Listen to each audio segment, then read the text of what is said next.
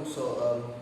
Some students requested me to do the parts of units and dimensions. They just sent me some problems on units and dimensions, and they were asking for doubts.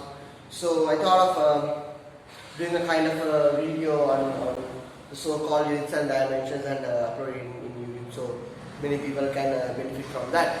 Students, units and dimension. The dimensional analysis is a kind of a lesson that is used to verify a particular equation, and we can even formulate an equation through the so-called units and dimensions. Students, let's say you have an equation like this: P is equal to alpha over beta times e to the power of minus alpha x over e. Right? So let's say you have an equation like this, and they have given that where P has the dimensions of pressure, and E has the dimension of energy. So let's say this is what the question is. Now, this is what the data is. So we need to find the dimensions of find the dimensions of alpha and beta. So let's say this is the so-called question that we have.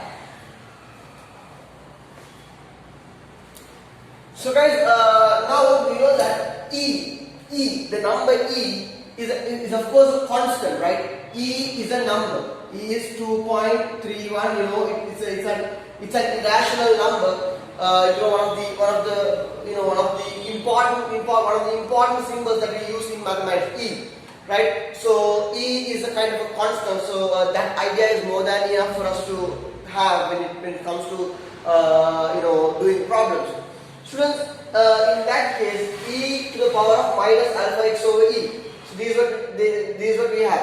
And students, furthermore, they have given us that x has dimension of length. So these also been given. Okay, x has dimension of length. So these is also another data. Now we are supposed to find the value of. We have to find the dimensions of alpha and beta. Students, now let's forget about alpha over beta is equal to P. Now these are constant. Now the idea is whenever you have a number, and if you have a power for it, the power will never ever have any units, right? So guys, it's like 2 to the power of 3. You can't say 2 to the power of 3 joules. You will never find a power with a unit. So guys, in that case, the idea that we can get is alpha x over e is dimensionless.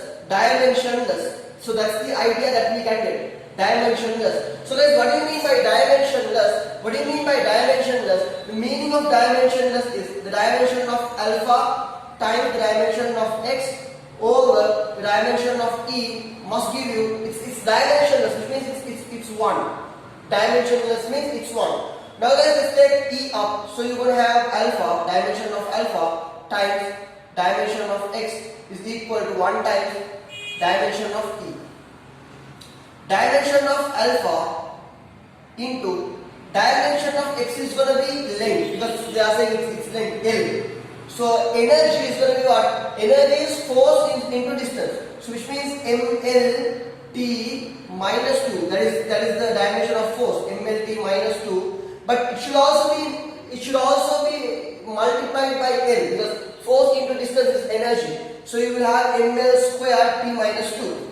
So that the dimension of alpha will be equal to mL square T minus 2 whole thing divided by L.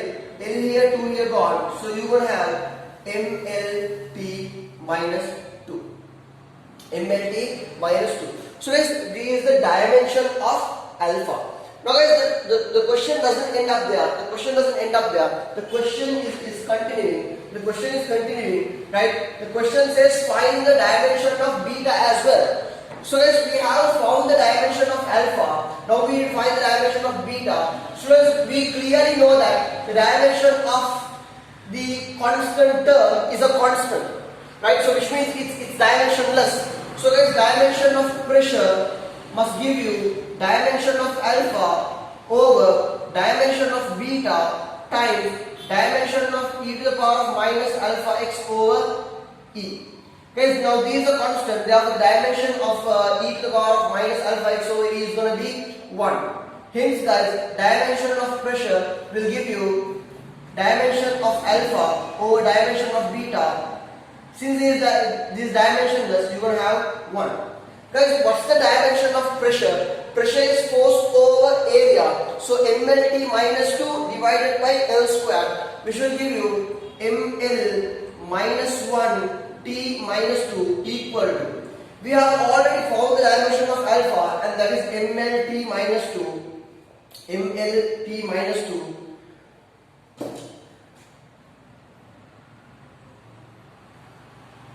mLT minus 2, and this should be divided by the dimension of beta.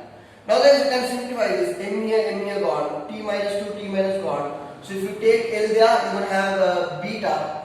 Dimension of beta is equal to dimension of L times L is equal to L square. So the dimension of beta is going to be L square. So guys, these are how we do problems. This is a problem that is being given by that student. So guys, if you have any questions, if you have any other questions, you can leave it on the comment box, or else you can even contact me via WhatsApp. So I'll try to make up some videos for you guys and upload it YouTube so that many of you guys can benefit from it. Thank you very much, students. Thank you very much.